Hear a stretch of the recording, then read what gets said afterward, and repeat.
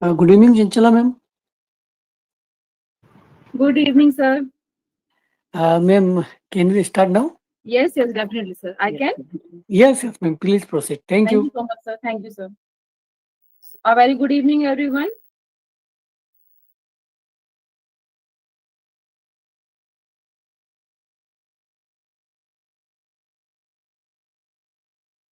Good evening, everyone. Good evening, ma'am. Shall I start? Good evening, ma'am. Good evening, everyone.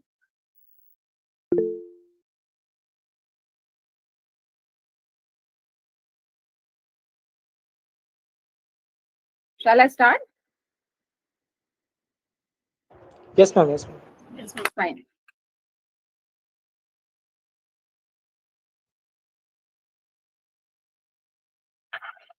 Okay, fine. So I think today is a day 2. Today I'm going to talk about the next concept, which is normality and reliability. Yesterday we have seen the basics of SPSS, and I started with the very common things about the research. We have seen what things are required for the data analysis, that is variable understanding we need to have. We need to know how we are measuring the variable. And then we moved to the SPSS. We have seen the interface of SPSS. There I explained you how SPSS works, how we can define variable, how we can import data in SPSS, right? So now we are moving ahead, and today I'm talking about that how we can use SPSS for the checking of the reliability and normality of the data, right? So the sequence or the flow of the session will be at the starting. I'll discuss the conceptual aspect of these two things, and then we will move to the SPSS and we'll see how we can perform these two using SPSS. For the purpose, I have given you one sheet, data sheet in the WhatsApp group. Those who are there, probably they have downloaded it. Some of you are posting messages in the group that it is not opening. So let me clear you this thing. This is a SPSS file, right? If you are having the SPSS in the background of your device, only then file will be open. Otherwise, it will not be supported by your devices, right? It is not an Excel file. So this is a thing you need to keep in your mind. So before performing or before using this file, you need to have SPSS in your devices. Fine? Clear to everyone? Shall I proceed now? Yes, ma'am. Yeah.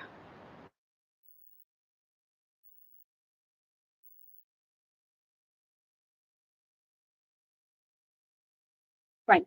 So I'll share my screen first. Give me a second. And I want your confirmation firstly.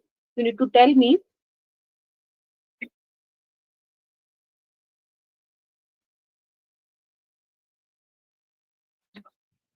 So once you are able to see my file, you need to confirm me whether my screen is visible to you or not, right? So I think I presented my screen. I'm sharing the PPT. I hope my slides are visible. Yes, ma'am. Fine. Thank you, Yes, ma'am, ma'am. for the Yes, confirmation. ma'am. Thank you, everyone. Right. So I'm presently starting with the session, and I'm starting with the agenda of the session. We'll see. I'll explain you what I'm going to discuss in this particular session, right?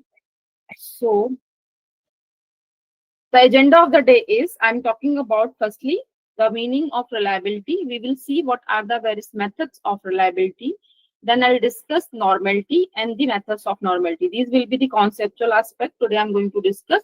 And afterwards, we will see how we can perform these using the SPSS. Fine. So I'll start with the reliability. Anyone who is understanding or knowing the concept of reliability and can comment anything on reliability? Anyone?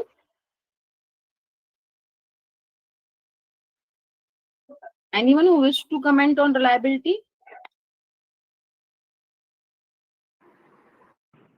Ma'am, reliability is, and like say if you have a tool, so if you keep using that tool again and again, so it will produce the same results.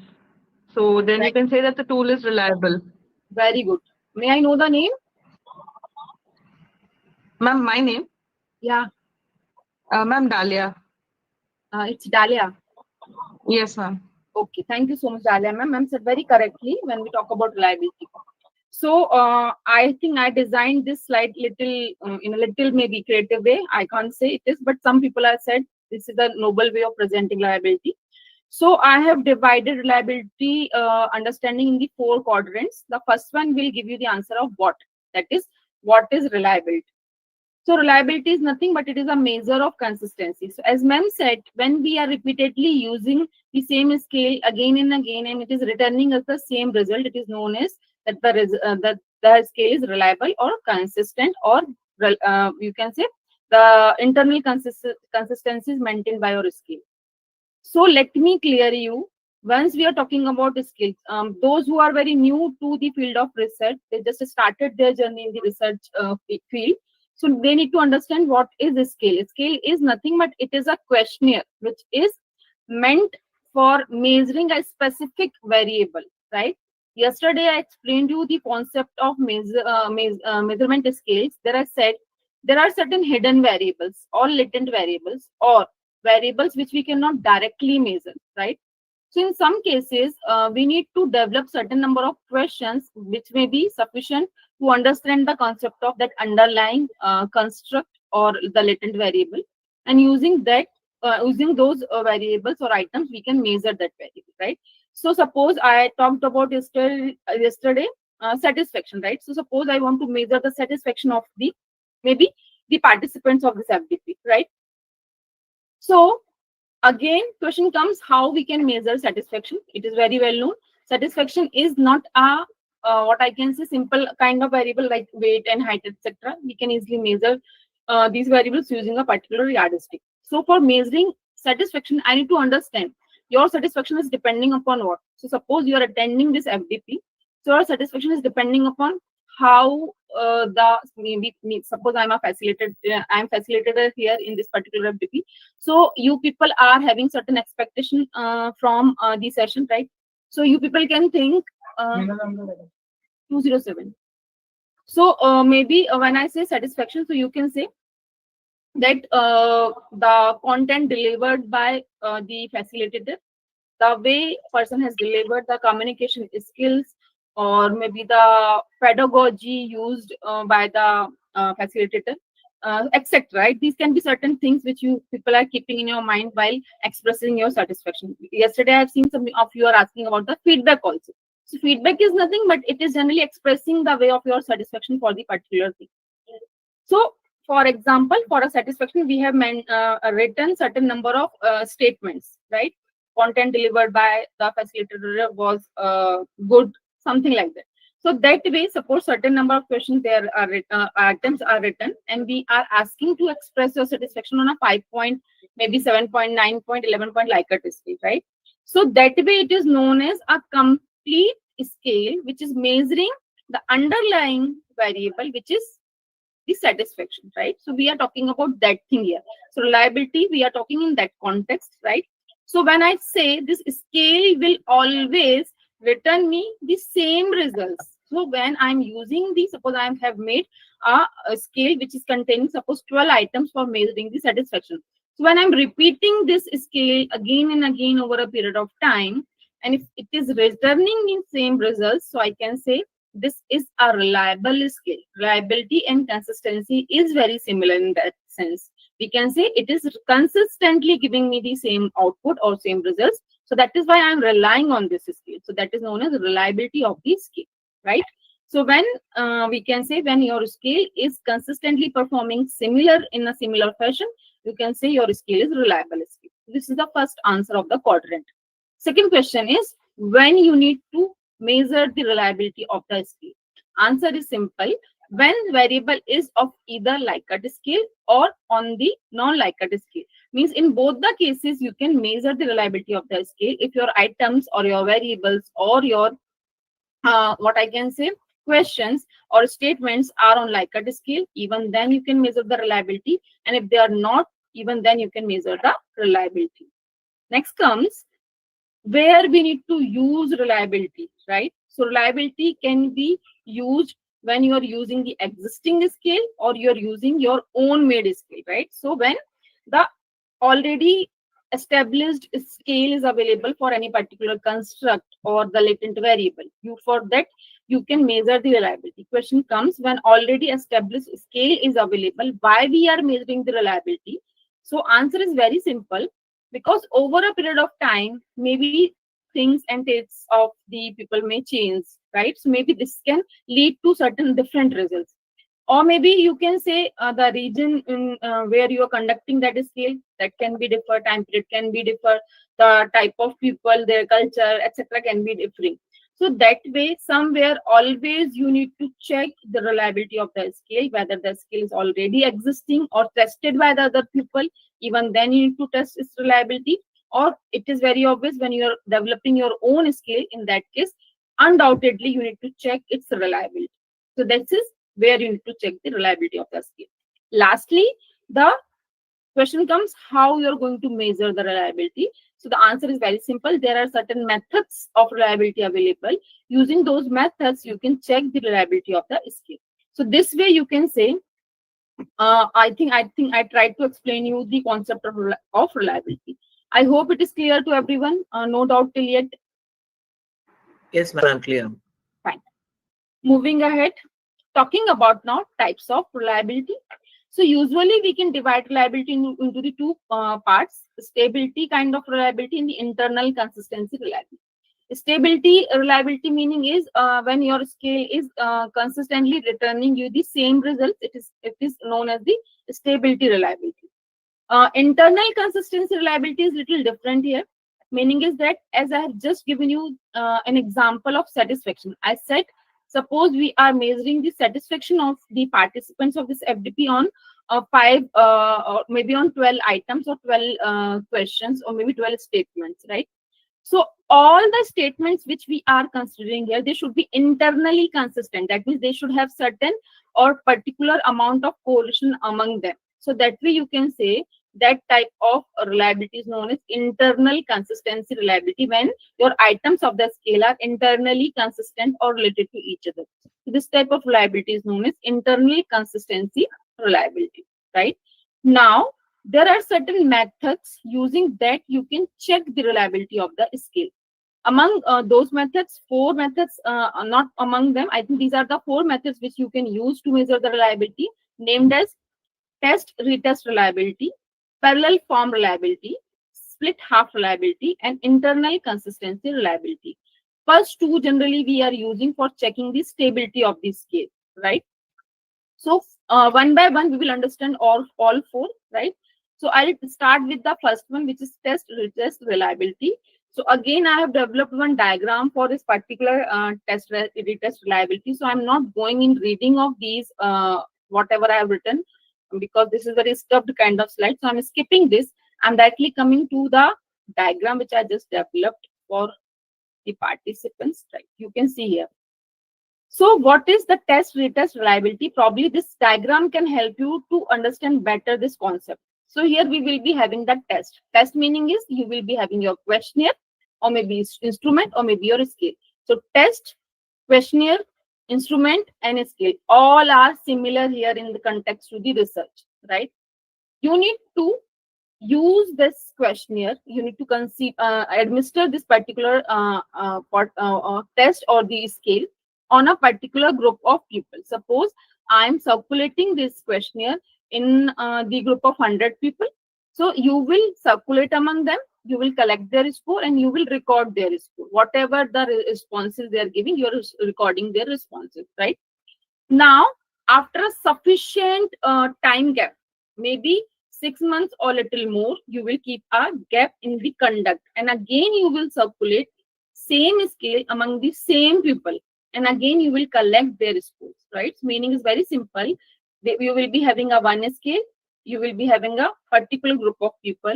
For the same group of people, you will conduct this scale twice, or you will administer this test twice. But there will be a certain months gap in these 2 conducts, right?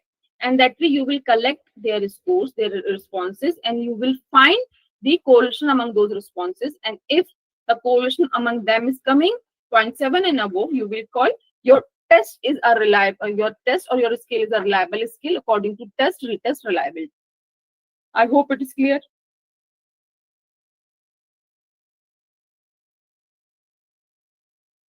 Friends, I hope it is Yes, ma'am. clear. Yes, ma'am. Yes, ma'am. Yes, ma'am. Yes, ma'am. Yes. Yeah, thank you. Moving ahead, talking about now the next type of reliability, which is parallel forms reliability.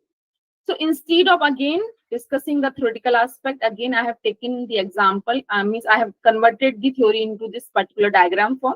Here you can see when I say parallel form reliability. So again we will be having the test or questionnaire or the instrument or the scale, one in the same thing, right? Now you can see you can divide your scale or your test into the two parts. So say for example, suppose there are 30 questions or maybe 50 questions on my scale. I have divided them into the two parts. One part is keeping or storing, suppose first 25 questions, next part is storing next 25 questions. Or maybe all the even number I have kept in part one and all the odd number I have kept in the part two. Up to us, the way we are bifurcating them, right? First part I'll give to the particular group of people. Suppose 50 people are available to me, so I have given the first part to them, right? And then I collect their responses or score. Then we will keep a very short period gap in the two conducts. Then we will circulate the second part to the same group of people, right? And then again we will ask them to again respond to the scale, but this time the question will be different. And then we will collect their scores or responses. And then we will find the correlation among those responses in the two conducts which we have collected.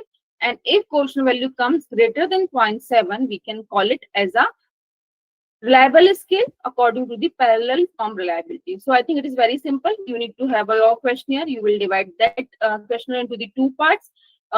First part you will give to the people. You will ask them to give the responses. Then you will repeat or the same group of people and you will give the second part to them, but there will be certain period gap, maybe 15 days, 1 month gap you will keep in the second conduct, and then again you will ask them to respond to the second part of the questionnaire, and that we will collect their scores or responses, and you will find the reliability or the correlation among them, and then you will communicate whether your scale is reliable or not according to the parallel form reliability. So this was the second method. It is clear? Yes, ma'am. Fine. Moving to the third one, again switching to the diagram. So in this split half reliability, rather than dividing your respondents, rather than dividing your test into the particular group, what you will do, you will divide your respondents into the two groups this time, right? So what you will do, suppose you are having 100 respondents, you will divide them in the two groups. Maybe you can keep some particular, what I can say, base to divide them, and then you will conduct you will circulate your test or the questionnaire among in both the groups. You will give to both the groups the same skill you will give at the same time you will give, but the people will be sitting at certain different places, right? And you will ask them to provide their responses to the questionnaire. You will collect their scores, and after collecting the scores of both the groups, you will find the correlation among them.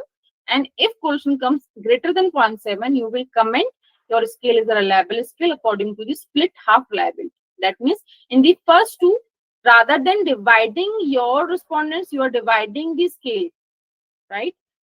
Here we are dividing the two people into the two groups. So this is the third form of the reliability. I hope it is clear.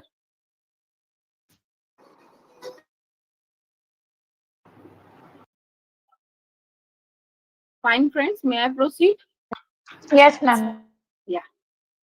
Now the very important, generally the people, those who are looking for factor analysis and all, generally we are talking about the internal consistency reliability. The people who are going for EFA, CFA, SEM, etc. So generally, firstly, you are checking the reliability that is known as internal consistency reliability, right? So when we talk about internal consistency, so we can say it is referring to the degree of homogeneity of the items in an instrument or scale. Means on a particular questionnaire or in a particular questionnaire or scale or instrument, whatever number of questions or items you have taken, they should be not very similar, but there should be some homogeneity among them, right? That means that little bit similarity should be there, that you are testing using the internal consistency reliability, right? So they should be little bit what internally consistent. For example, here I have taken an example of motivation. So to understand this, again, I'll come to the next slide. You can see. Suppose we all know motivation is a kind of state we all are having. Sometimes we are feeling very low. Sometimes we are feeling very good and very high, and we are feeling that we are very rejuvenated today and we can do this and that, right? So that means that is indicating your motivation level, right? So motivation can be positive, negative, internal, external. There can be so many things are there, right? But when we talk about how to measure in motivation, again question comes, we cannot measure motivation using any particular yardstick. No scale is available to measure that thing. Now, if we come to the research field and we want to measure the motivation level, say for example, we want to measure the motivation level of the employees, or maybe students, or maybe the research scholars. So we need to know how to measure their motivation. So what things will come in our mind? We need to again identify the things which is leading to the motivation, right? So for each and everything, we will make certain statements. So here, suppose we have made 10 statements, x1 to x10, and these statements are helping us to measure the motivation. So motivation is here a construct or the latent variable which we cannot directly measure. To measure it, we are taking the help of certain number of items, right? So now we need to check these items are internally consistent or not. So for understanding the internal consistency, you can see what you will do. You will take your 10 questions and you will find the correlation among them. If these items are fairly correlated to each other, that way you can comment this thing that your scale is internally consistent. There should be not very high correlation, but there should be a fair correlation among your items or variables, right? So that way it is known as internal consistency. Now there is a very famous term, those who are very good in research and they are knowing advanced research also. So they have heard the term Cronbach's alpha. So Cronbach's alpha is a measure which can help us to measure the internal consistency of the scale, right? So using the Cronbach's alpha, we can measure whether the items of the scale are internally consistent or not, right? So this Cronbach's alpha was given by Sir Lee Cronbach. He was the American psychologist. So in the year 1951, he have introduced Cronbach's alpha. So after his name, this particular measure is known as Cronbach's alpha, right? So as I said, it is the measure which can help you to measure the internal consistency. That is inter-item reliability. You can measure using this, right?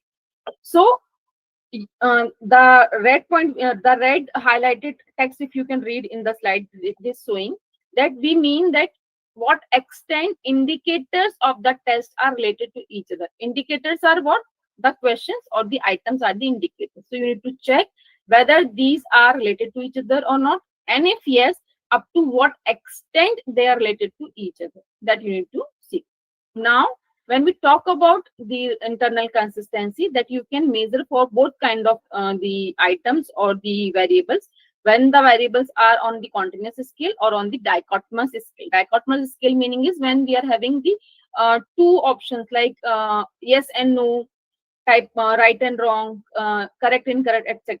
So that way, this type of scale is known as dichotomous scale. So generally in both the cases, we can measure the internal consistency of the items if on these two types of scale, your items are measured by the respondents, right? Now, talking about the calculations, so I think it is not much useful here to talk about these things because nowadays we are having softwares. So I think we are not involving ourselves in calculating the Cronbach's alpha manually, but still you need to understand this thing that Cronbach's alpha is based on two concepts. First one is the variance method, second one is the correlation method, right? So if you are talking about the variance method, this is the formula which can help us to measure the Cronbach's alpha. And for the correlation method, this is the formula which can help us to measure the correlation, measure the Cronbach's alpha. Usually, these two are the different methods which can help us to give you the Cronbach's alpha.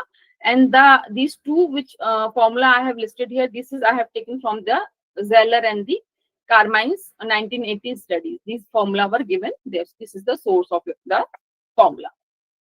Now further talking about how you can interpret the Cronbach alpha, it is very important for us to understand. This is table I'll read from the bottom. I'll go from bottom to up. So I'll read from the bottom where alpha is less than 0.5. So when your alpha value is coming less than 0.5, you will call your reliability is unacceptable reliability. Means your scale's reliability is unacceptable, right? Between 0.5 and 0.6, the reliability is poor reliability. Between 0.6, 0.7, questionable reliability. 0.7, 0.8, acceptable. 0.8, 0.9, between 0.8, 0.9, it's good. But greater than 0.9 is excellent, but also when the reliability is greater than 0.9, maybe 0.95 something it is coming. So that is again a question mark. Why so? Because in a statistic, there is a concept which is known as multi-collinearity, right? So when the Cronbach alpha value is greater than 0.9, that means your items are very similar, right? And if items are similar, that means your respondents are unable to differentiate them. So that is why they are responding in a same manner, same fashion. So you need to be very careful once you are developing your own scale, because if you are taking already established scale, there is no problem. But when you are developing your own scale, so you have to be very careful. You need to read your scale very properly, your items very properly. You need to read whatever questions you are writing. Then you need to show your scale to the expert of the field, take their opinion. So as many as people you can meet, you can try to meet them. You can take their opinion, their expertise, and reframe your statements according to their advice. Then you can go for the pilot study. That means from 25, 30, 35, 40 people, you will collect the data, and then you will check the reliability of the scale, right? So that way, if results are going good, that means people are in a position to understand the things and there are no high correlation is coming and all. That means you can say you can rely on your own skill and you can then extend the samples. So this is a thing which you need to keep in your mind when you're talking about the reliability of your scale using Cronbach's alpha. I hope till here I am clear to everyone. Any doubt? Yes, yes, ma'am. Okay, I think no doubt, right, ma'am? May I proceed? Yes, ma'am. Yes, ma'am. Yeah, fine. Thank you, ma'am. Moving ahead, talking about how to apply Cronbach's alpha in SPSS. I think this is a procedure which I'm not reading because we will go there and we will see how we can do this. Coming to the next slide, which is talking about the acceptable range. As I said, 0.7, 0.9 is okay. Above 0.9 is a alarming situation for you. Now, question comes, can we improve Cronbach's alpha value? If suppose your alpha is coming 0.5, 0.4, 0.65 something, and it is not coming 0.7 and above, so how you can improve it? So there are methods available using that you can improve your Cronbach's alpha.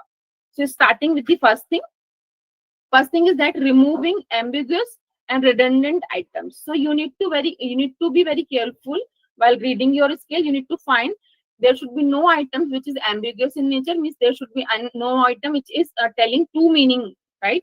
So you need to see this thing. If any statement is explaining or maybe giving, suppose I am reading a statement, I am taking it in some other way, other people is taking in some other way, that is the particular item is ambiguous in nature. There are two meanings of a same statement. So if it is so, you need to what I can say, reframe your question or item, right?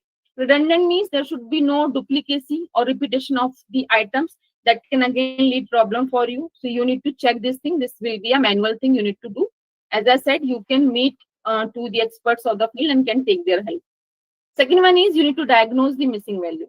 Suppose there is any item which is, or any question which is might be possible controversial, or maybe people are not much comfortable in expressing their opinion and all. So there can be these can be the unanswered questions or items. So that way it is leading to the missing values. So you need to be very careful. You need to check firstly that is any item or is any particular variable is having missing values, and if available, how many missing values are there, what is the percent of the missing value, etc. These type of things you need to do.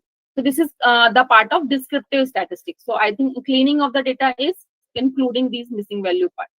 And the last thing is, once you are performing Cronbach's alpha, in the output of the SPSS, you are getting one table. There is an item named as item total correlation. So you need to check this item total correlation and its value.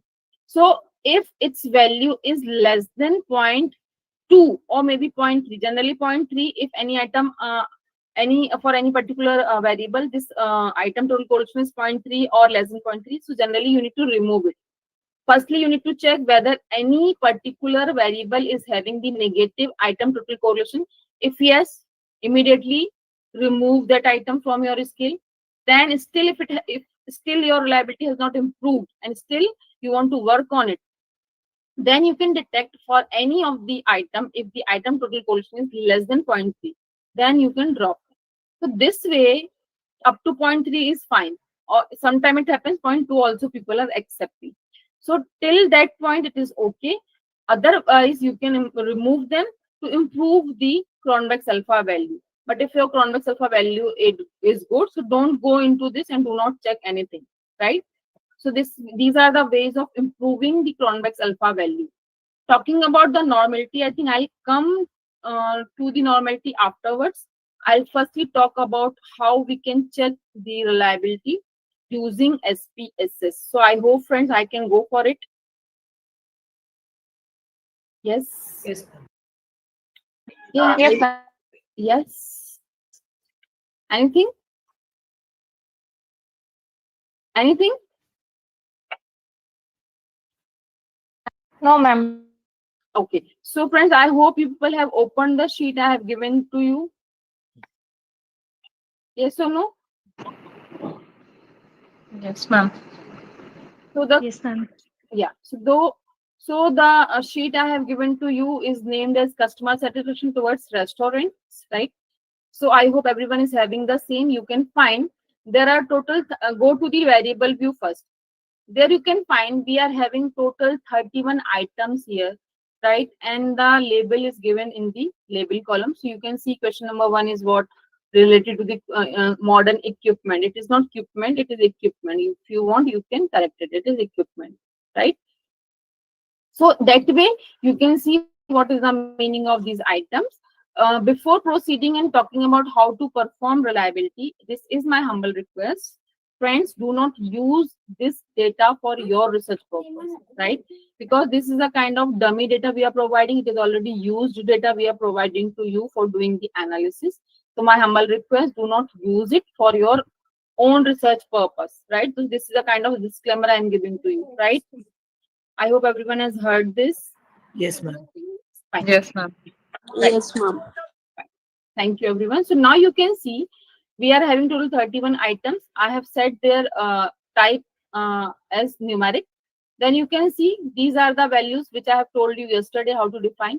So as this is a 5-point Likert scale, all the items are measured on 5-point Likert scale. So you can come to the values and you can check. 1 is for the strongly agree, 2 for the disagree, 3 for the neutral, 4 for the agree, and 5 for the strongly agree, right? So this way all the values are defined here. Then coming to the last column, which is talking about the scale. So generally a Likert scale is a ordinal scale. Means we are considering a particular item, then it is a ordinal scale. But when you are combining these items, this is becoming the interval scale. Is it clear? Yes, ma'am. Fine. Now you can see here, I think I told you yesterday also, this 1 and A is written here. Once I click on this, you can see. That means this is showing how you have labeled your data. So this is, I hope it is clearly visible what I'm doing here, right? Yes, ma'am. Yes, ma'am. Fine. Now, I'll expect everyone, those who are not performing, note down the steps how to perform reliability first, right? So for performing reliability, we'll go to the analyze. Then we'll go to the scale and the reliability analysis. So I'm repeating, go to the analyze, select scale, and then reliability analysis. Done?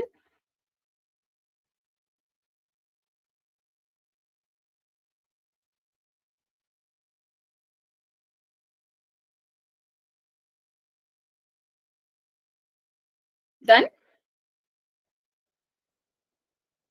Yes, ma'am. Fine. So I hope I can select this.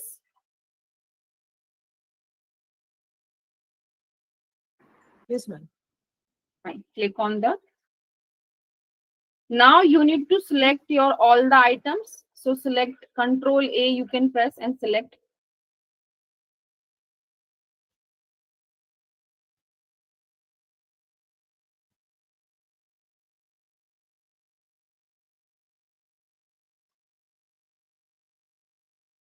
Done.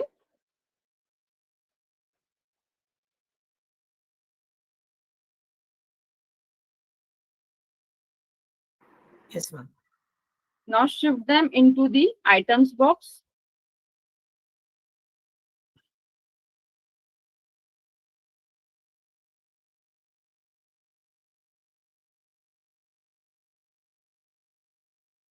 Done. Shifting ma'am. done. Now click on statistics.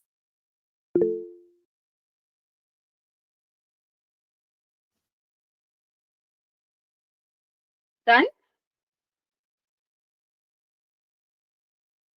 Yes, ma'am. Yes, ma'am. Under the descriptives for, at the left hand side, first section, descriptives for, select all the check boxes, item, scale, and scale if item deleted. Done. Yes, ma'am. And then press continue. And then OK. So I hope I can click on OK.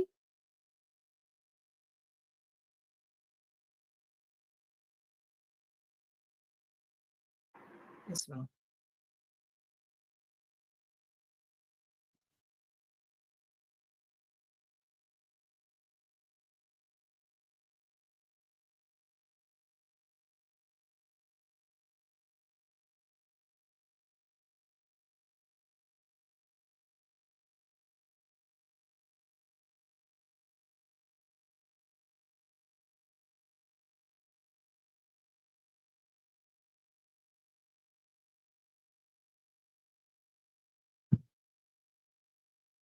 Done.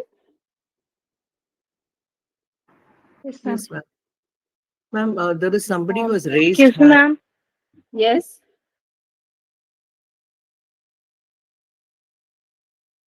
Yes, please. Hi, ma'am. Anuradha from this side. Ma'am Yeah. जो ये table show कर रहे हैं वो ma'am अभी आपने बोला था कि that you share the table right but I am not getting anything can you please reshare it on Madam, I think it's WhatsApp not. or through mail? I am already in a session. You can request from anyone else because I'm already in session. How I can leave the session and share this I'm not sheet getting again? that. I think anyone who can help. Oh, okay, ma'am. Okay, ma'am. No issue. Thank you. I hope anyone has shared the sheet.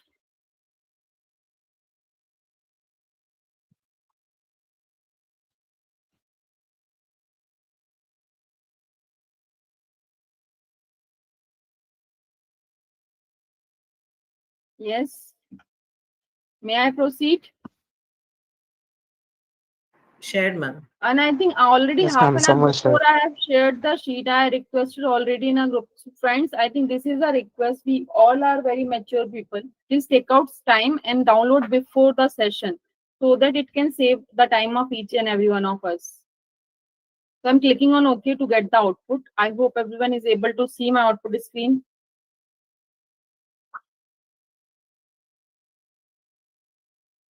Yes, ma'am.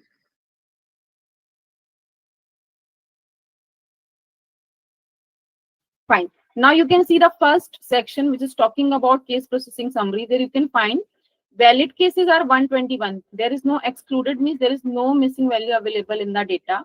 So we are having total 121 cases. All cases are valid. So the total is coming as 121. Next, the table is about the convex alpha, which is the reliability statistics. There you can find the convex alpha values coming as 0.672 for the 31 items. So as we were having total 31 items on the scale, so for them the convex alpha was 6.67, right? Means it is less than 0.7, so it is not acceptable figure, right? It is a questionable reliability value. So you need to improve it. Now we will take the help of the next step. Still here I'm okay and clear to everyone? Yes, ma'am. Yes, ma'am. Now you Yes, can ma'am. check the, now you can check the next table is the item statistics table. There you can find the mean and the standard deviation and total responses for each and every item, right? So mean is indicating, as the Likert scale we have used was the 5-point Likert scale, right? So I think I already shown you in the variable view. One is a standing for the strongly agree, two is for the one is for the strongly disagree, two is for the disagree, three for the neutral and alt, right? So once I talk about the modern equipment in the restaurant, you can see the mean score is 1.49, which is nearby 1 or between 1 and 2. That means it is almost disagreement level. So the customers of the restaurants are disagreeing that the restaurant is having the modern equipment. Is it clear? Yes, ma'am. Fine. So Ma'am, this, Ma'am, could you please repeat this point once again? I couldn't get from it. where From this, ma'am, the modern equipment, the mean value is how explanation to. you want me to repeat? Yes, ma'am. How Yeah. to interpret it? Again, I'm repeating. I said Thank you, ma'am. when I said modern equipment, right? So meaning is I think I have already shown you that we are measuring the satisfaction on 5-point Likert scale. So one is for the strongly disagree, two is for the disagree. This mean value is coming as 1.49, which is in between 1 and 2, somewhere disagreement level, right? So the customers of the restaurants are disagreeing that the restaurants are having modern equipment, right? No. Is it clear? Yes, ma'am. Thank you. Got it. Fine.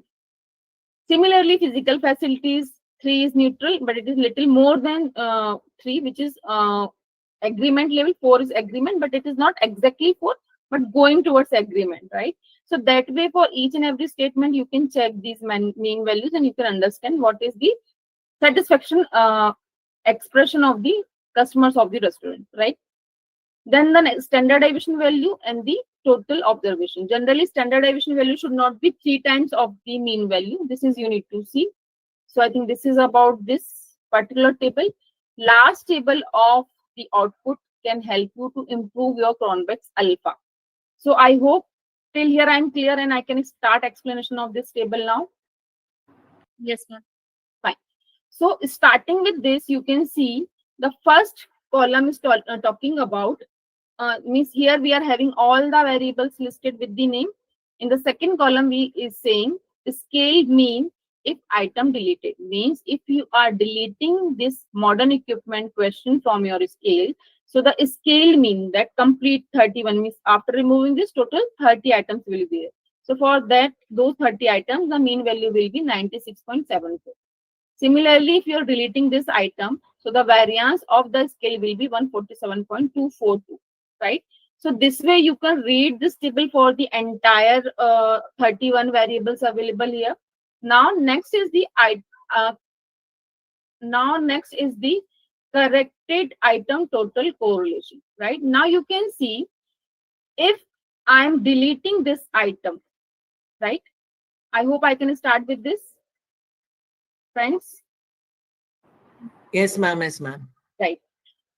So before taking this, I think I will take the last column also, and then I'll come to this. Again, if you are deleting this item number 1, so the Cronbach alpha will reach to 6.675, right?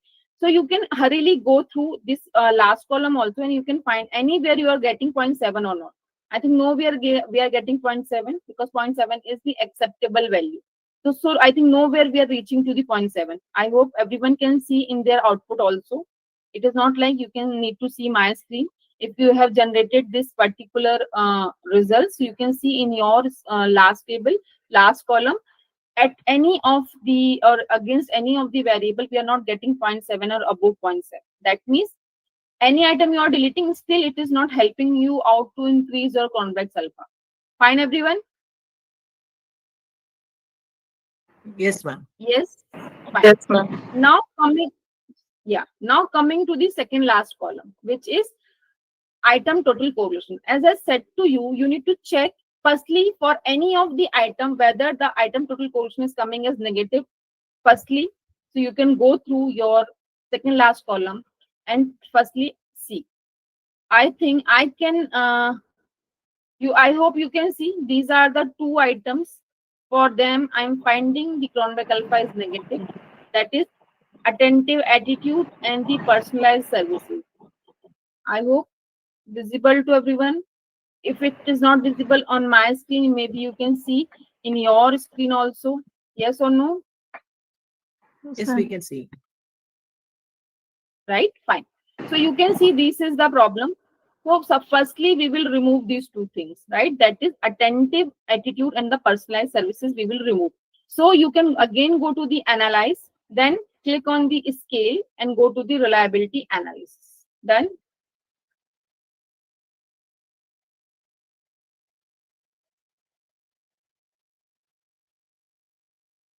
Shall I? Yes, ma'am. Click on this now. Yes, ma'am. So you need to identify those two items. I think attentive attitude and the personalized service. Question number 23 and question number 24. Visible. I selected them and I'm sending them back to the left side box. Done. Ma'am, we do this on this table which has opened up. Not necessary. Ma'am. You can from anywhere you can access it. You We- need to only go to the analyze we can do option. it. If We you can are do on it a on the output main window, table which has got the data. No. Listen carefully. You need to only go to the analyze option, whether you are on an output viewer or whether you are on a data editor. Anywhere you can go. Okay. Where we are seeing this output, this Analyze. table with Which yes, table? ma'am. You need to Ma'am, go where to we the are seeing analyze. this. Analyze. I said repeat the step. Analyze, scale, and reliability analysis. Yes, ma'am. Ma'am, where we were seeing this table just now, this Which table item you're talking? total statistics table. That Ma'am, is the just now output which you were window. showing this table. This is the output window. Yes, ma'am. ma'am. So what you're asking? On that also, I think I'm able to click analyze. Please listen carefully. Anywhere, whether you are on a data editor, whether you are on a output viewer, anywhere, you need to see only the analyze should be there. Click on this. Okay. Go to the Okay. scale. Click on the reliability analysis. Fine. May I click? Yes, ma'am. Fine. Now I said you need to locate your those two items, which is attentive attitude and the personalized service. I think I selected these two. I'm shifting them back using the arrow key in the box. Done.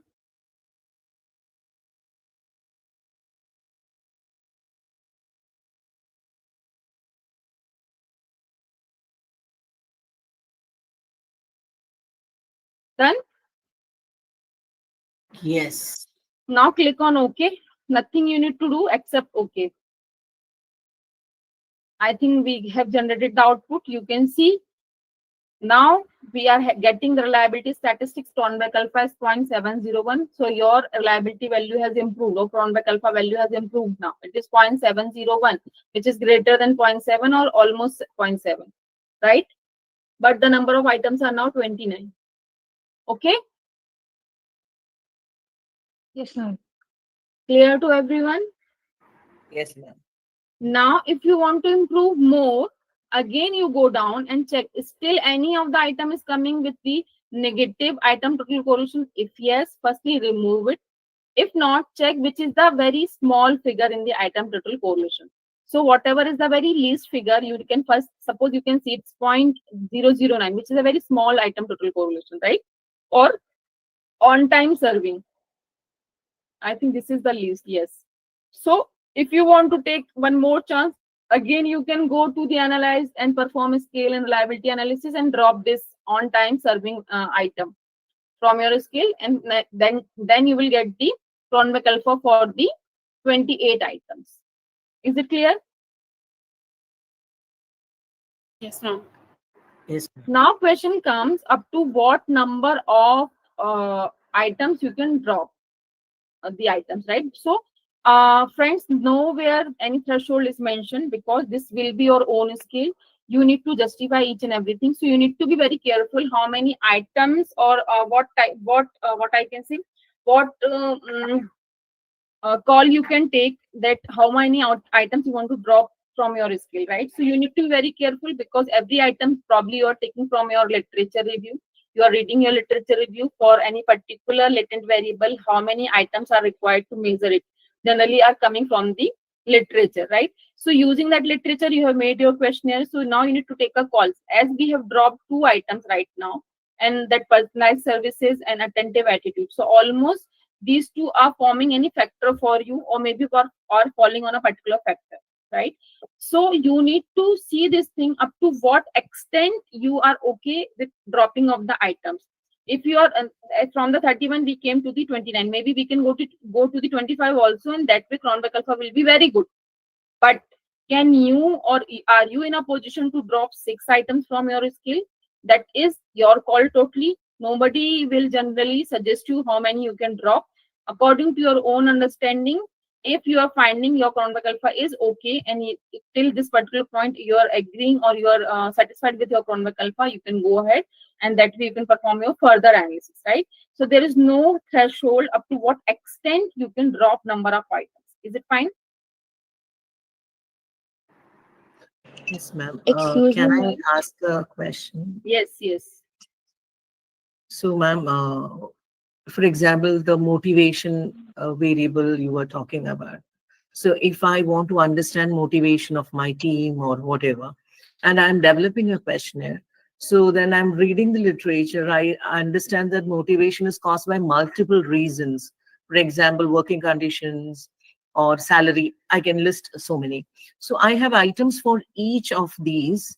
I may have 2, 3 items. So, when I remove, I need to be careful that I'm not completely removing one particular sub factor. Yes, means one factor, because your main construct is the motivation. Motivation is led by a certain number of factors, Yeah. and one factor is combining with suppose 4 items, and suppose all 4 items you are dropping. That means you are dropping your one factor, which is Yeah. helping you to measure your motivation. This is what you are saying, right? Yeah. Can I do such things? Because, Ma'am, if you are finding it, it is not that much important for you, and if it dropping off it is helping you to improve your cronback alpha, you can take a call. But again, answerable will be you, because you are listing the things in your literature review. That way you have extracted these number of items, and these items are helping you to measure that particular factor or dimension of the motivation. So answerable will be you. There is nothing like you anyone can stop it. If you are able to justify that thing, it is fine. But if you are finding still it is important, so you need to keep that thing in the is on in our scale, and again you will answer that thing why you have kept that thing in your scale, right? or can I change the wording or the way I ask the That question? you can do. That is why we said generally we are going for the pilot study priorly, right? On a maybe sample size of 30, 40, we are generally testing reliability and factor analysis and all we are doing. So that is giving us a fair idea whether we are going in a right direction or not. And if we are getting any clue that the things are not going good or well, so generally we are taking a call. Then as that is why I said that we need to meet the experts of the field, and before for what I circulating a questionnaire among the respondents, you need to firstly take their opinion on the questionnaire, because development of a skill is not a easy task, ma'am, right? So you need to be very careful the way you have formulate or formed your particular statement. Whether the way you are asking this in the same manner the people are taking it or not, that is also a very big thing, right? So you need to remove that objectivity and these things in your Okay, in from thanks. your questionnaire. So So for the validity purpose, or content analysis, content validity, I need to check maybe yes, before. that is Okay, why I thank you. said, yeah, pilot study is very important, because at initial stage you are doing all this thing. It is good for us, and when we have collected the data of 300 to 400 people, and then we are understanding these things that your reliability is not good, validity is not good, the factor structure which we have thought of, it is not coming like that. So that will create problem for us, because data collection is again a very tedious task. You need to generally meet to your respondents. You need to make them understand the importance of the things. You need to make them understand what type of things you are measuring through this particular thing. So that way, keeping those things in mind, they are responding to us. So this is a very important phase.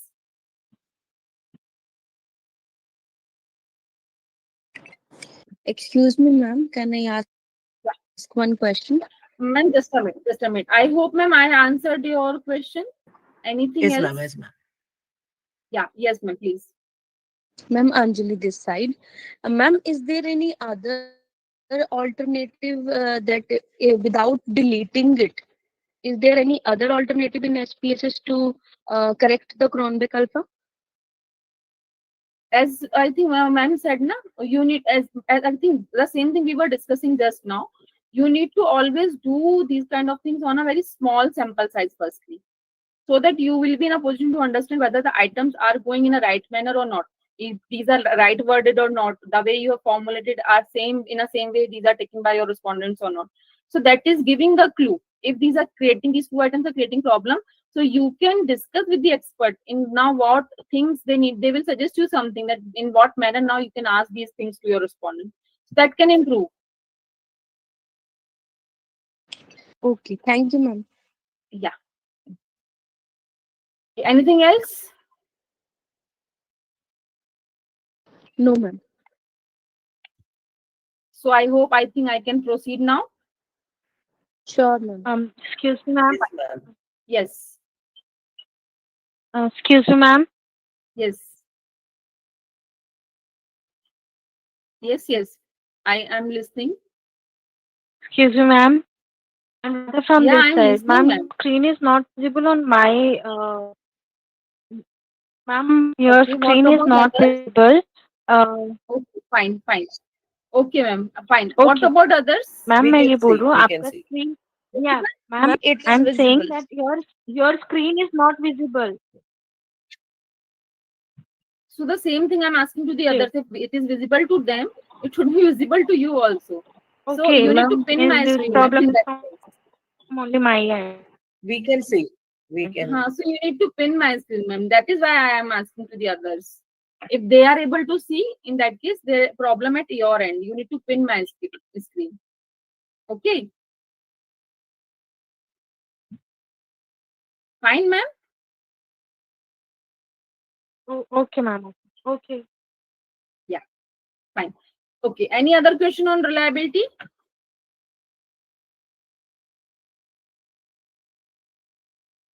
What's happening? Okay, I think I'm not getting any responses, so I'm assuming it. You are okay and through with the reliability concept. Fine. Now we are moving to the next concept, which is normality. Right. So give me a second. I'm going to share my screen. I hope it is visible. I shared this time the slides. Visible, I hope. Yes, Yes. ma'am. Fine. So firstly, yeah, thank you everyone. So now we will firstly understand the concept of normality. Firstly, what is normality and why it is important? The first question, why I'm talking about normality? Because from today onwards, except the chi-square test, whenever I'm talking about the remaining tests, we will always talk about the normality of the data. Question is, or answer, the reason is that because when we talk about the parametric tests, in statistics, there are n number of tests available which can help us to test our hypothesis, right? We can bifurcate those tests into the two categories, parametric and non-parametric tests, right? So parametric tests are generally requiring a normal data, right? And I think most of the people generally reporting the parametric tests in their papers when we're talking about the publication and all, right? So question comes whether the data is normally distributed or not, or what is normality. When we say normality, normality is a kind of distribution, so which is having certain characteristics, right? Generally, we assume this thing, or for the standard means the perfect normal distribution, if I talk about. So for this distribution, there are certain characteristics like the mean, median, and mode should be same. This is the condition. Generally, we say mean should be 0 and standard deviation should be 1. Skewness should be 0. The kurtosis value should be 3. These are the very, what I can say, basic requirement for the normal distribution, right? So I think the people, those who have seen the bell-shaped curve, they understand that generally we are talking about that normal distribution. We are, what I can say, symbolizing with the bell-shaped curve, right? So when we are having a data, we are plotting that data on a histogram. Histogram is a way of depiction of the normality. I think yesterday I talked about the how we can make a histogram in the SPSS, right? So using that histogram, we can understand the distribution of the data. So those who have seen the bell-shaped curve, I think they can see the what I think I need to see. I'll show you. I think it will be there. Yeah, you can see the middle one. The second slide, sorry, the second graph of the slide, the middle one is the perfect normal distribution of the data, right? Means it is like the very middle point of the normal distribution is nothing but this is the mean, median, and mode value. So when we say normal data is normal distributed, we are assuming that 50% data will be falling right to the mean and 50% data will fall at the left hand side to the mean. So that means if 50% ratio is maintained by your data to the mean value, you can say there is a symmetry in the data, right? Your data is symmetrical to mean. That means there is no skewness in the data. But if this proportion is what I can say changes, suppose 60% data is coming at the right side, 40% data is coming at the left side, or vice versa, that means the symmetry is not maintained by the data. At the mean means from the mean 60% data is going to the right, 40% data going to the left, something like that. Any proportion it can be, not 60-40, it can be any proportion, any ratio, right? That is indicating your data is not symmetrical to mean. That is a problem of skewness in the data, right? So skewness is nothing but is a measure of asymmetry in the data. Whether your data is symmetrical to mean or not, you are testing using the skewness, right? Second concept is the kurtosis. Kurtosis is nothing but this is understood by the sharpness of your curve and the tails of your curve. So the sharpness and the tails of your curve is generally depicted by the kurtosis value, right? If a curve is very sharp, right, and that means the curve will be leptokurtic. There are three types of kurtosis. Mesokurtic data is leptokurtic data and the platykurtic data, right? Mesokurtic meaning your data is perfectly normally distributed. That means the kurtosis value of your data is 3. If kurtosis value is greater than 3, you can say your data is leptokurtic. If your data kurtosis value is less than 3, you can call it as a platykurtic data. Platykurtic means it will be very near to your x-axis, flatter kind of curve, right? So that way you need to see the sharpness. If it is very flat, that means this is very spread. There is a very spread in your data, right? So this curve is made up of two things, mean and the standard deviation. So we, as I said, mean is 0, right? If I'm adding 1, so I'll go here. So I need to minus 2 also from the 0. So those who have studied statistics, they know mu plus minus 1 sigma, mu plus minus 2 sigma, mu plus minus 3 sigma. So when we say mu plus minus 1 sigma, that means almost 68% data is falling in that range, right? I don't know. I have taken somewhere. I think in a slide it is not there, right? So you need to little, what I can say, be imaginative to understand this thing. Okay, I'll do one thing. I'll copy this. I think I'll have said Excel sheet. Yes, Excel sheet is available. Excel sheet is visible to everyone. Yes, ma'am. Yeah.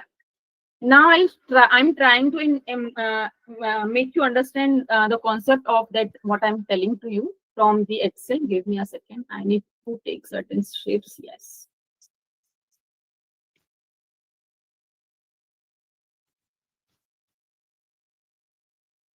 I'm not good in drawing and all, so don't see the shapes, right?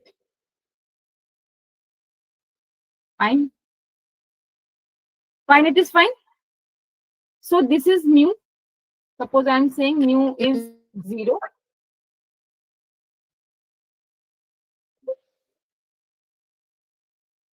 Is it clear? Visible, I hope. Yes, ma'am. Yes, Right? ma'am. Now if I'm adding 1, so that means 0 plus 1, I'll go here. This will be suppose 1 and 0 minus 1. So I'll coming minus 1. This is 1. So this is containing almost 68% of your data, right? Then if I'm saying plus minus 2 sigma, that means it will be coming somewhere here.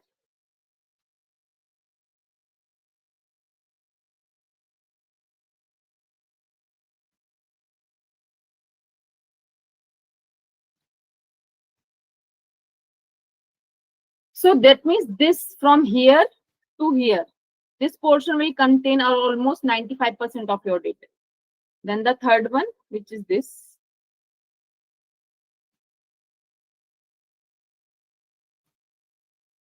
This is containing almost 99% of your data, right? Clear? And the remaining 1% data, that is 0.5 and 0.5% will come on your tails, right? So this is the actually or perfectly normally distributed data. But if this proportion changes, that means your data is not perfectly normally distributed. There is skewness in your data, right? Similarly, when you're, suppose again, I think I am unable to draw. I need to use, means this will be little flatter. Flatter meaning is like this. Your graph is coming very flatter. That means your data is plateautic data. Very, it is very, what I can say, close to the plateau type of graph you will see. It is very close to your x-axis, right? So that way you need to be very careful. In that case, your x-axis and the tails will be very closer to each other. In case of plateautic, when your data is leptokurtic, means sharpness of your curve is more. In that case, it will go little higher, and the tails will be little, means these tails will be little, what I can say, in a far manner to your x-axis. So this is known as the kurtosis of your data, and these two are defining the normality of your data, right? So I'll come back to this. So for normal distribution, mean, median, and mode, all three are equal. For this particular distribution, the right side I'm talking about, that means when the right tail is larger than the left tail, you can call your data as positively skewed data. And in this case, your mean will be more, mean will be more to the median, and median will be more to the mode. And at the left hand side, when your left tail is larger than your right tail, this is known as negatively skewed data. And in this case, mode will be higher than median, and median will be higher than mean, right? So you need to see, means once you are having mean, median, mode of your data, using that also you can get certain understanding about the normality. Is it clear? Yes, ma'am. Fine. Moving ahead, how we can check normality. So there are certain methods. I think this is the concept, I think took by me only. I think I haven't seen this concept priorly written in any book. So generally we can use two methods, numerical methods and the graphical methods, which can help you to check the normality of your data. If I talk about the numerical methods, under this you can find we are having skewness, kurtosis. We are having skewness and kurtosis. We can use Kolmogorov-Smirnov test and Shapirovil's test, and also mean, median, and mode also you can keep under the numerical method.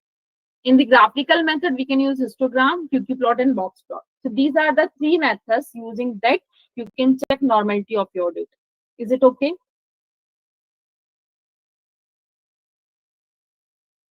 Fine, friends. Yes, ma'am. Okay, so I think histogram, everyone, I think I discussed yesterday, histogram is nothing but this is a way of understanding the normality of the data. This is a univariate graph. Generally for the continuous data, we are making the histogram. There can be various different type of histogram you can get from the data. So according to the shape of the histogram, you can comment on the type of data you are having. So if I'm talking about the very first chart or the graph in my this slide, which is coming at the upper left side, you can see this thing. This is a kind of skewness in the data. This data is skewed data, because if I will keep a normal distribution curve on this, so your right tail will be more than the left tail, right? Similarly, if I'll come at the upper right side, so there you can find there are two peaks, two higher bars are coming. That means your data is double peaked.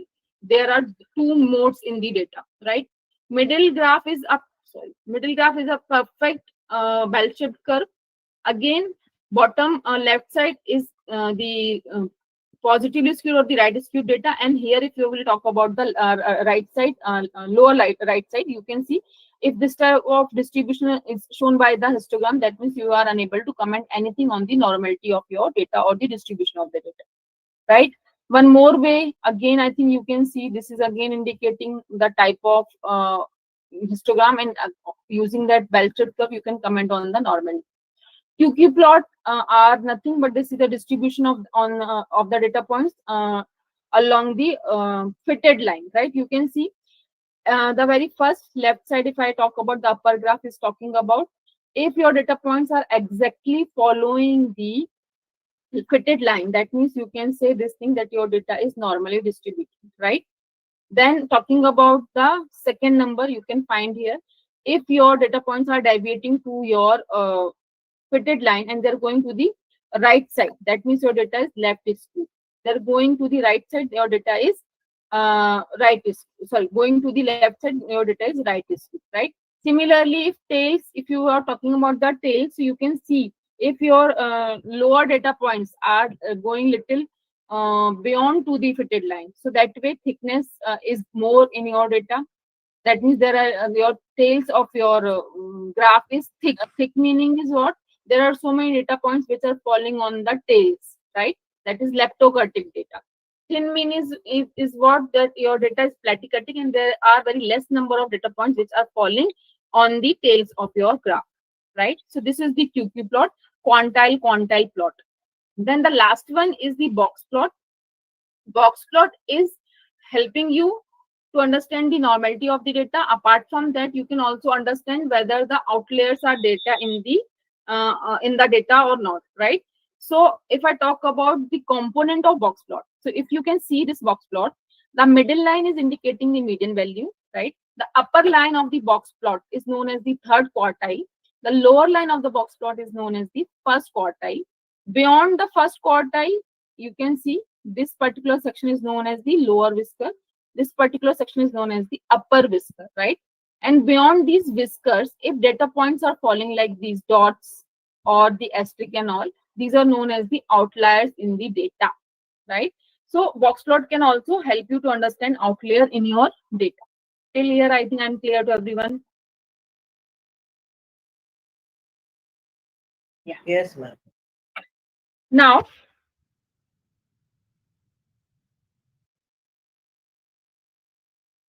I'll come to the SPSS now. Okay, I hope everyone is with me. Did I? No, I think I have not given you any sheet yesterday. No, did I have given? Did I mean, have I given you any sheet yesterday? No. No, ma'am. No, Okay, ma'am. so No, ma'am. give me 2 seconds. I'm coming on the WhatsApp. I'll share a sheet with all of you, which we need to use today for the understanding of the normality of the data. Because from the same data, if I will make you one more variable, it will be a little tough or time taking for me. So I'll share one more sheet for you. Wait a minute. Will take some time in opening the WhatsApp.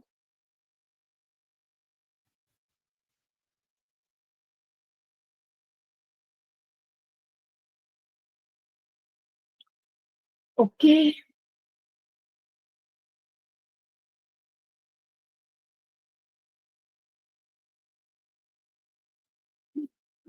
Hmm.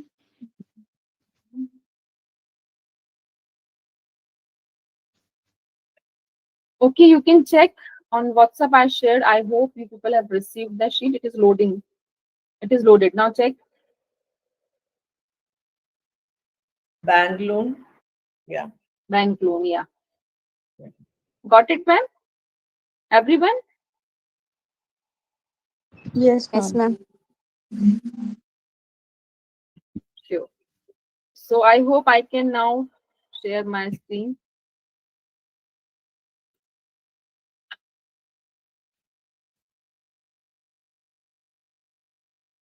I think I haven't opened it. I need to open it also. Thank you. Yes.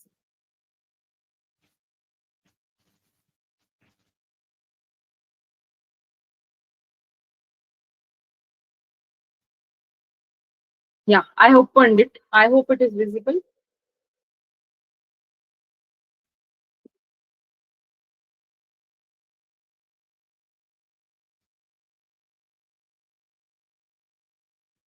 I hope everyone is open. Please give Yes, me yes. confirmation. Shall I start? Yes, ma'am. Yes, ma'am. Fine. Fine. Friends, you can find there are so many variables available. Again, the same disclaimer, you please do not use this sheet for your own research purpose. For practice purposes, for teaching and all, you can use it, right?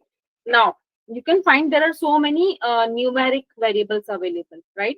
You need to pick one variable. For that, you are going to check the reliability, right?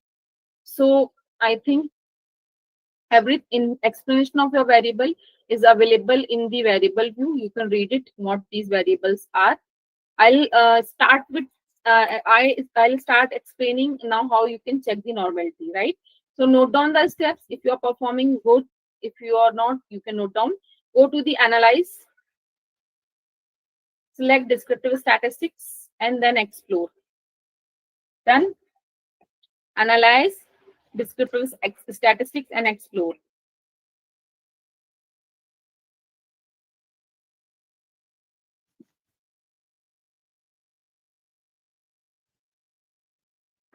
Yes.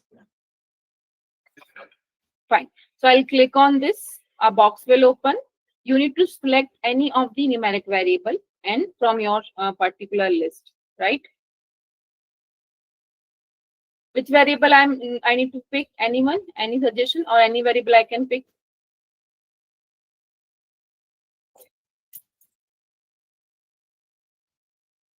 I think income is fine. I'll go with the household income. Is it okay? Yes, ma'am. Yes, ma'am. So I'll pick the income variable and shifting it into the dependent list box. Shift everyone.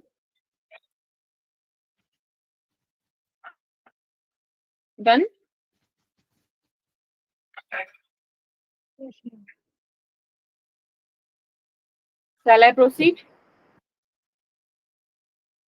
Yes, ma'am. Click on statistics. Yes, ma'am.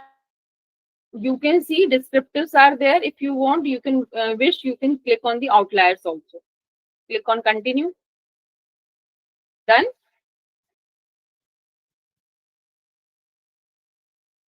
Yes, ma'am. Yes, sir. Yes. Click on plots. Second tab, second button. Click on plots. Open.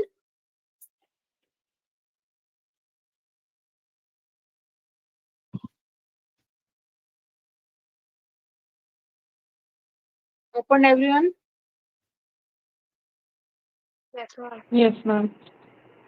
Now, under the descriptive section, right side, deselect stem and leaf and select histogram. Done. Yes, ma'am. Yes, ma'am. Then come at the next section, which is normality plots with tests. Select this checkbox also. Done. Yes, ma'am. Then box plot, whatever is the by default option, we'll go with this. Factor labels together, we'll go with this. Now click on continue. May I? Yes, ma'am. Now click on OK. So you can see at the main dialog box, you can find at the display it is showing both. That means it will give you the statistics also and plots also. But if suppose for some purpose you only want to see the statistics, you can click on this. If you want to only see the plots, you can click on this, right? But I'm selecting both. I think we are performing for the first sem, so I'll select both and I'll click on OK. So I hope I can.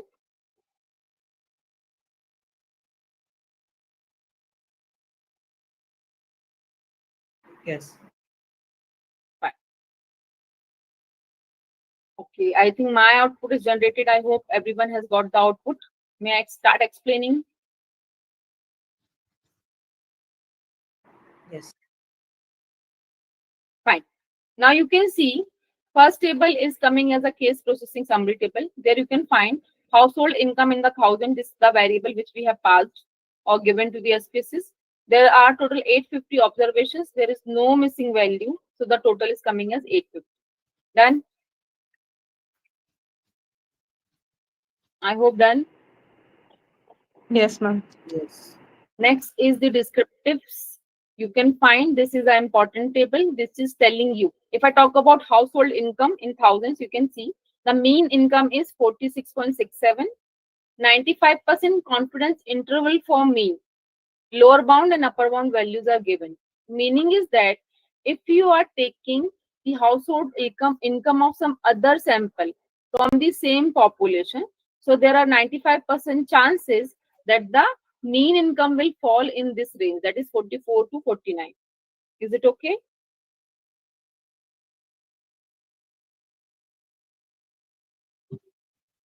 Fine. Yes, ma'am. Next is 5% trimmed mean. That means you are trimming the outliers. So from both the sides, you need to arrange your data, and from both the sides, you are removing 5% outliers from your data. And then you will calculate the mean value, which is coming as 41.51. You can see actual mean is 46.67, whereas trimmed mean is 41.51. That means it is indicating probabilities there will be certain outliers in your data. So that is why your trimmed mean value is this. Median income is 35. That means almost 50% people are drawing income less than 35. 50% people are drawing income more than 35. It can be 35,000 or maybe lakhs or something. We need to check what is the unit, right? Variance in the income is 1485.567. Standard deviation is 38.54. Minimum income is, or minimum household income is 13. Maximum household income is 446.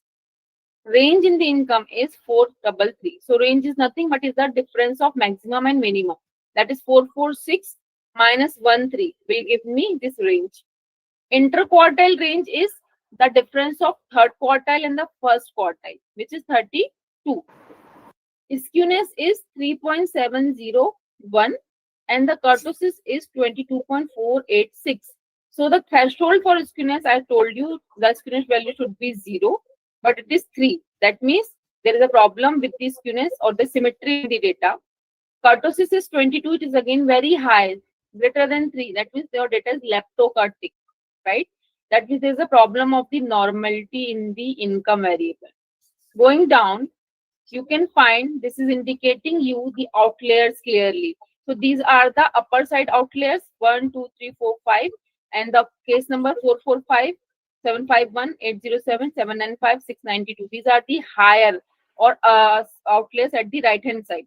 And these are the outliers at the left hand side 845, 827, 706, 682, and 576. And these are their values. So these are the outliers in your data, right?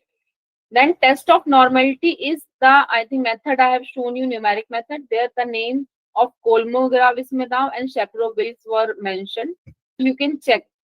There are the two different sections. First section is for the Kolmogorov-Smirnov.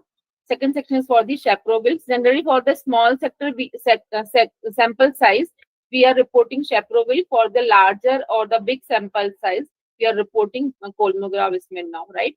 So here you can check significant values 0.000. In this case also the significant value is 0.000. So firstly you need to know what is the hypothesis of test of normality. So if you are writing, you can write the hypothesis, null hypothesis will be variable is normally distributed. This is the null hypothesis. Clear? Variable is normally distributed. Now if the p-value, the significant value means p-value. So if p-value is greater than 0.05, in that case you are accepting the null hypothesis. But in our case, p-value is less than 0.05. That means you need to reject your null hypothesis. And null hypothesis is saying variable is normally distributed. That means now you will say your income variable is not normally distributed. And I think same values are, or same things we can comment using the kurtosis and skewness also. Is it clear? Yes, I ma'am. hope people are listening. Fine. Thank Yes, you, ma'am. Going down. Yes, ma'am. Yeah, thank you, everyone.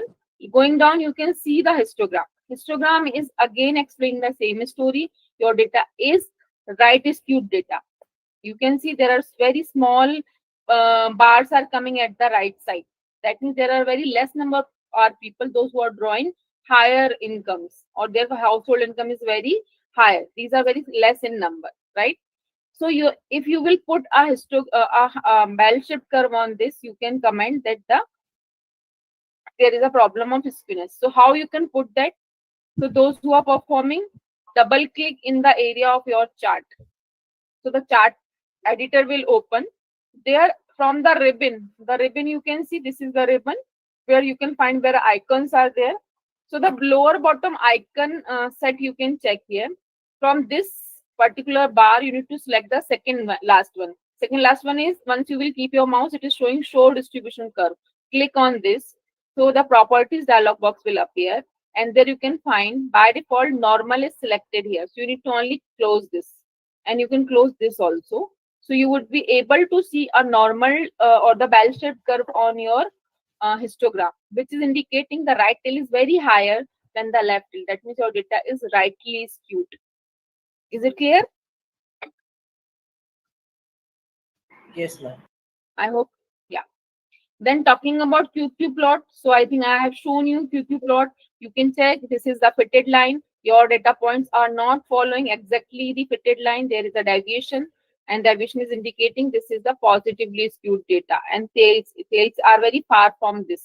That means there is a problem of outliers in the data. The trended normal QQ plot, we do not need to report. You can skip this. Come to the last graph or chart, which is the box plot. You can find here there are so many outliers are coming. These are the outliers. You can check it, right? And then you can find asterisks and circle. There are two ways of expressing outliers in SPSS. One is the circle and second one is the asterisk. Circle meaning is what? Circle meaning is that there is these are not significant outliers. Means if you are keeping them in your data, probably they will not impact that much your results, right? But when you are keeping these asterisk data points, that means the respondent number 445, 751, 807, 795, likewise. So these results or these people's household income will definitely impact your results, right? So if you wish, you can drop them. Is it clear? Yes, ma'am. Right. So you can just click on this, double click, then you will come to any asterisk, right? You can do a right click on that asterisk, and once you will click on go to case, it will lend you these all are selected. So these all are selected. You need to only do a right click and clear them. So that way these all will be removed from your data, right? Up to you whether you want to perform or not, but if you will remove them, it will help you to improve the normality of your data. Is it clear? Yes, ma'am. So on a conclusion, I'll take your questions afterwards. I'll conclude the session first. So today, if I say I tried to explain you the concept of reliability, we have seen what is reliability, for what kind of data we need to check reliability, when we need to check the reliability, how we can check the reliability. We have understood the various methods of reliability. I tried to explain you test, retest, parallel form, split half, internal consistency, reliability. We have seen how we can perform the internal consistency reliability using SPSS. And we have also seen if we are measuring internal consistency, that means using Cronbach's alpha, so how we can improve it. These all things we have seen in case of reliability today. Then I tried to explain you the concept of normality, right? We have seen what is normality, what are the various characteristics of the normal distribution curve. We have tried to understood what are the various methods of checking the normality. We have seen there are numeric methods, there are graphical methods, and all the methods I think I tried to explain you today using the SPSS, and that way I think I tried to summarize my today's session. So this is all from my side for the day. Now if you're having any queries, your queries are most welcome. You can please ask. Yes.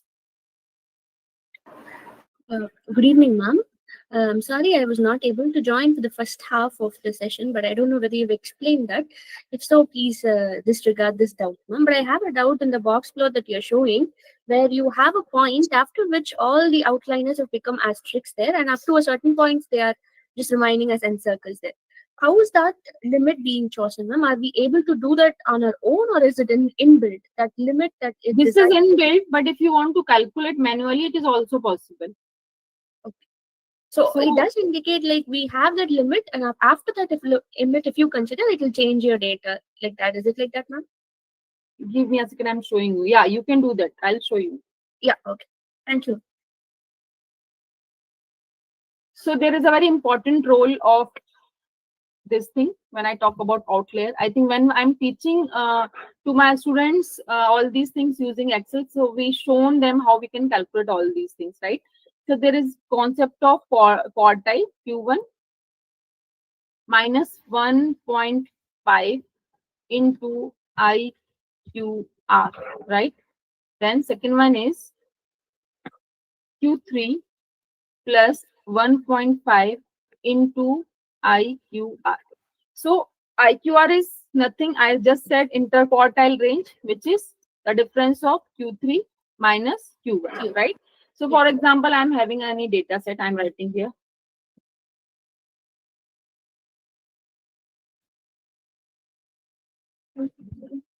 Fine. Yes. I want to calculate the quartile. I have selected my data, putting a comma. First quartile, I have kept 1. So this is the Q1. Q1. Right. Similarly, I can calculate Q3. So again, I'll use quartile. I'll select my data, putting the 3, it will give me the third quartile, right? IQR is what? Nothing, Difference. but the difference of this. 14. Got it? Now, I'll come here and I'll check Q1 minus 1.5 of IQR, right? So which is giving me the lower side. So I'll copy this. Right? Coming here, putting equal. Q1 is this minus 1.5, which is a constant, into IQR is this. Yes. Right?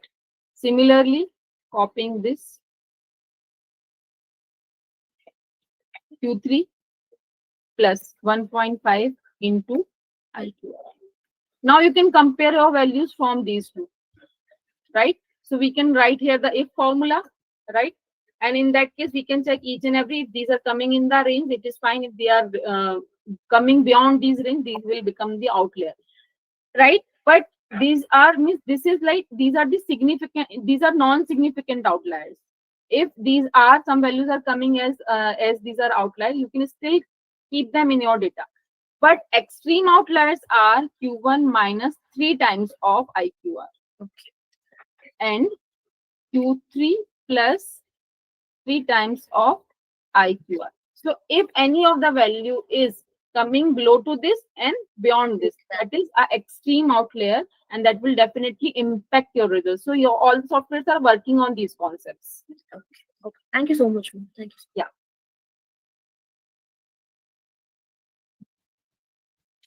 Yes. Anything else?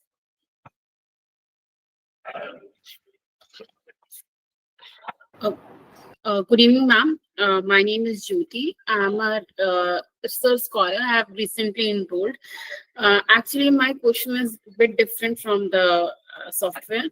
I actually need a suggestion. Basically, I have a history background as a student, and my topic is based on narrative of working class during emergency of 1975.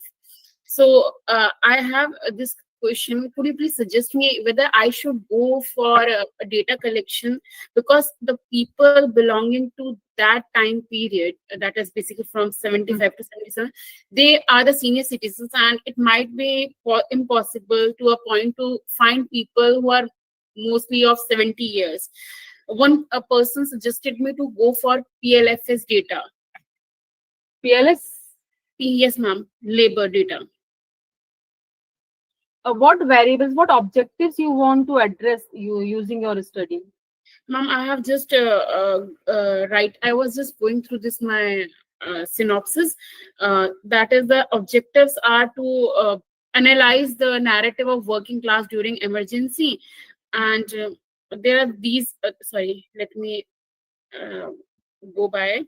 There are 4 objectives: to explore the conditions of the working class during that time and how they resisted during the emergency, and what impacted What was the impact of emergency on them? These were the three objectives. According to your objectives, ma'am, I think it is very clear. You need to generally take their opinion Yes, ma'am. because your objectives are around them only. Yes, So it ma'am. is suggestive if it is possible. You will not go for a very big sample size. You can take a small sample size, but I Yes, think ma'am. you should go and ask some questions to them. Okay, ma'am. If I go and ask them questions, what should be my approach in this? If you could suggest me, because if I'm going to take, yes, ma'am, if I'm going to take interviews by one-on-one, it should be in-depth Rather than, interviews. ma'am, listen, if you will take the interview, that will be a qualitative approach, right? And Yes, ma'am. for that, you need to use maybe NVivo or Atlas, etc. These are the softwares which can help you to analyze that qualitative data, right? Yes, ma'am. If rather than going and conducting their interview, if you are able to write certain number of questions, means objective type of questions, Yes, ma'am. followed by certain number of what I can say options. So I think that will be easier for you also to tell them, and there also that will be easier for them to understand. You can only read the question and you can ask them that, sir, these are the options, or ma'am, these are the options. Anyone you can pick. So Okay, ma'am. that way, I think it will be easier for you because interviews conducting, recording them and listening them, and then again analyzing them, it will be a little tough for you. Rather than that, if you are trying to collect their responses in the form of questions, that will be easier for you to analyze also and sum up your study. Okay, ma'am. Thank you Yeah. so much. Thank you so Thank much for your time, ma'am. It was a nice session. Thank you. Thank you, ma'am. Yes, anything else?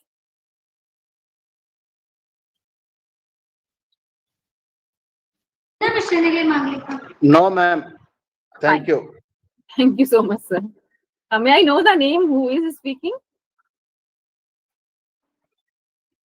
Professor Dr. Vikram Singh Olak, SKD Okay. University. Vikram, sir. Okay, sir. Thank you so much, sir. Thank you, ma'am. Thank you. Thank you. Thank you, everyone. If no questions, I think we can wind up the session. We are meeting tomorrow for the next session, right? Yes, ma'am. Thank you, ma'am. Yes, ma'am. Yeah. Thank you, ma'am. Yes, ma'am. Thank you, ma'am.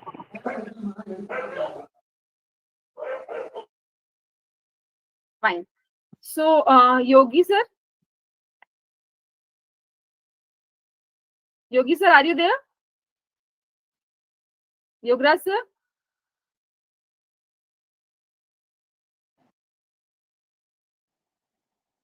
Okay, friends, I think we can leave the meeting. Maybe Yograj, sir, is busy somewhere or maybe not listening properly.